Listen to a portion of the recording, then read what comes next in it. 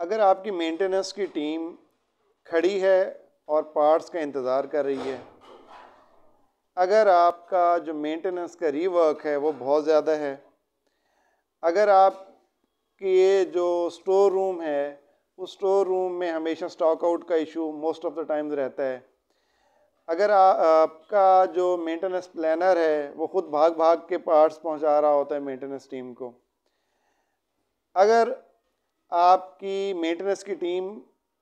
Site पे या machine पे गई है मेंटेनेंस एक्टिविटी को परफॉर्म करने के लिए और वो वेट कर रही है एसिड मशीन के बंद होने का और वो वेट 15 मिनट से ज़्यादा का हो गया है, या अगर आपकी जो मेंटेनेंस की टीम है वो ड्यूरिंग मेंटेनेंस एक्टिविटी बार बार स्टोर रूम का विज़िट करती है पार्ट्स को लेके आने के लिए, या अगर आपकी वर्क परफॉर्मेंस पुअर है, या आप कि जो मतलब जो डाउन टाइम है एक्चुअल वो आपके एस्टिमेटेड डाउन टाइम से ज़्यादा है, तो ये सारी इंडिकेट करती हैं चीज़ें कि आपकी जो मेंटेनेंस की प्लानिंग है वो इफ़ेक्टिव नहीं है, वो इनइफेक्टिव मेंटेनेंस प्लानिंग है आपकी।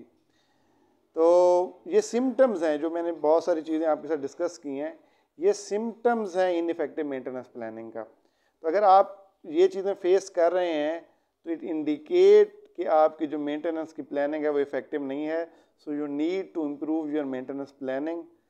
ताकि आप इन चीज़ों को अवॉइड कर सकें।